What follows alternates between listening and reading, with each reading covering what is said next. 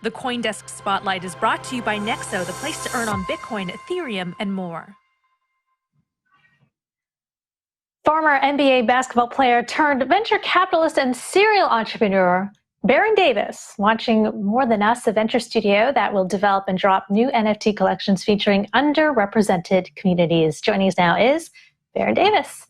Hello there, Baron from the West Coast. Thanks for waking up bright and early for us. So you're a two-time NBA All-Star. Over your 14-year career, you've earned almost $150 million from the NBA. You're now an investor, serial entrepreneur. So what's your investment thesis?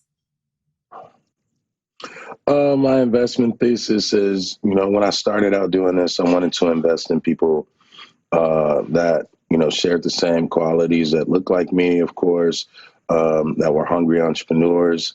And I would go to conferences and I would just, not see a lot of, women, not see a lot of people of color.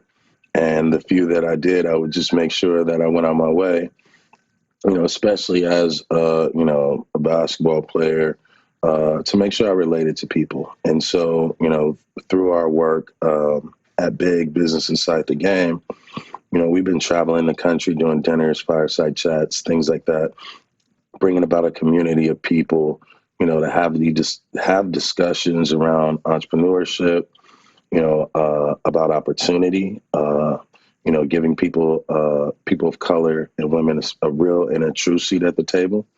And so that's just our investment thesis, right? Is look the part, be the part, and, take action by, putting our dollars where, they're supposed to go.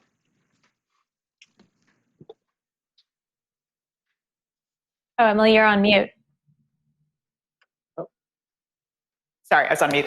Welcome. Great to have you on the show. So I was just wondering if we could just break this down a little bit more, this whole idea of, how like NFTs and crypto will help marginalized communities. Because you definitely hear that, right? That's one of the talking points that's very popular. Crypto is sort of this democratizing force of finance. But I just want to hear from you in your view, how exactly does that work, right? Because there's just also this counter argument that because crypto is so new and because it's so risky, it's actually for certain marginalized communities, they're actually a little bit more vulnerable, right? They might not have experience investing, they might not know about it, and they can lose a ton of money, right? So there's definitely people who say that. And then on the NFT side, as you see, a lot of the people now who are kind of blowing up in the NFT space are celebrities or people who have teams that are helping them mint NFTs. It's not quite as democratic as it looks on the surface. So I'd just like to hear your view of how it actually does help marginalized communities. Well, if you think about it, if you look at the art world, you had to be extremely popular or you had to have a certain elite group of people and network just funding your projects, making your artwork valuable. When we talk to a lot of artists, a lot of the artists that we work with, they'll never have that opportunity, right? They'll never have an opportunity to be a celebrity. They'll never have an opportunity for distribution, but their projects are phenomenal. Their artwork is phenomenal. And so for us, it's looking at these NFTs could be, a receipt and a certificate, right, to community and to community building.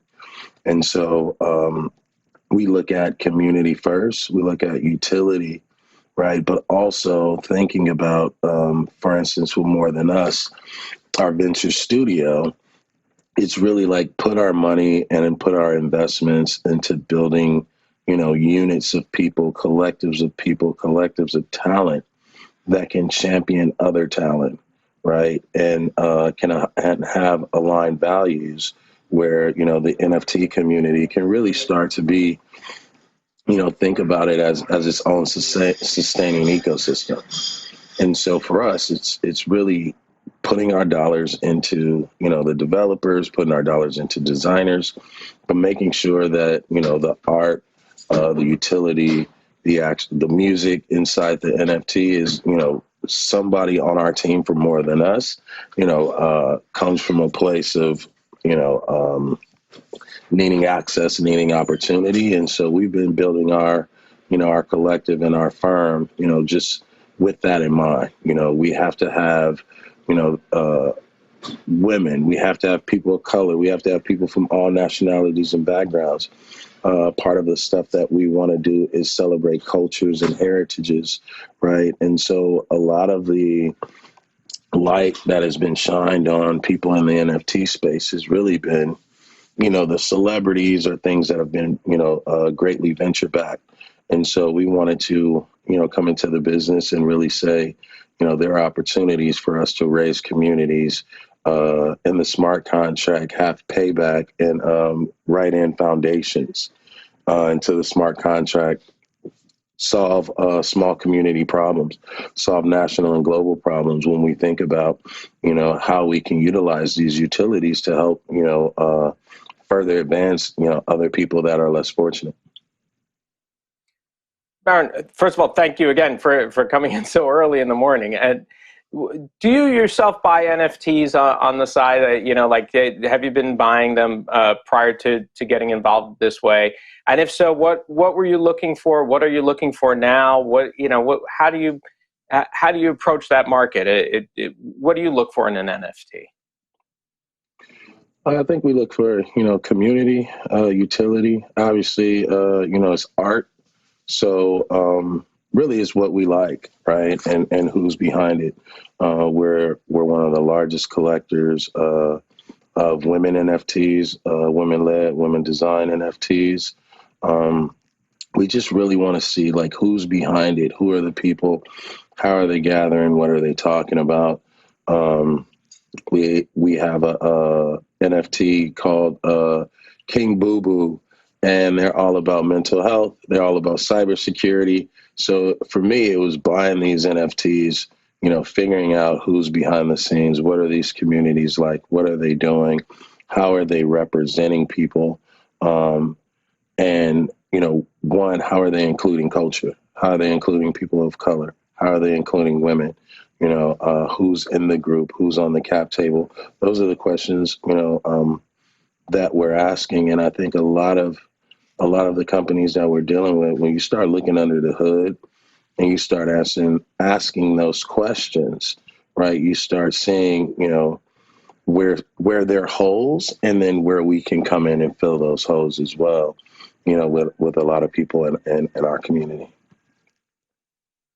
Baron, finally, can you just tell us a little bit about your first experience with crypto? How did you learn about it, and how did you first get involved?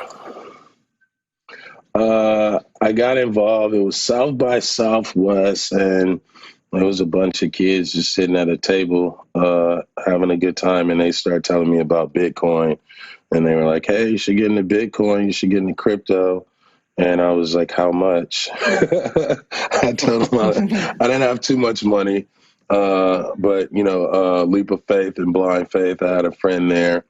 So I just kind of made a blind faith investment. And I think from there, just being a gamer, having kids, I started to really understand, blockchain and crypto and gaming and NFTs through my kids, right? From them playing Roblox to all the games that they're playing. The Sims, the way that they play, the way they interact with their toys and, unboxing and things like that, the way that they're learning now, on new apps like Caribou and Hellosaurus, gave me an idea. It was like, we should be taking these, IP, into the NFT space to bring about learning, to bring about community. But also this is, a great opportunity for, new businesses. And new entrepreneurship. So ideas are welcome for us, for MTU. Designers are welcome. Developers are welcome. And we have our factory, and we make sure that everything has a process, has an order, and an execution date, and a distribution date when it comes to the NFT and the NFT projects that we'll be pursuing. I'm just taking a look at some of your collections you're dropping. History of the Game, that's a virtual basketball Hall of Fame featuring even some talented players who didn't make the actual Hall of Fame. You've got Girl Get Your Bag featuring female leaders, and You Wish, which has a Black Santa and other diverse characters. So very interesting.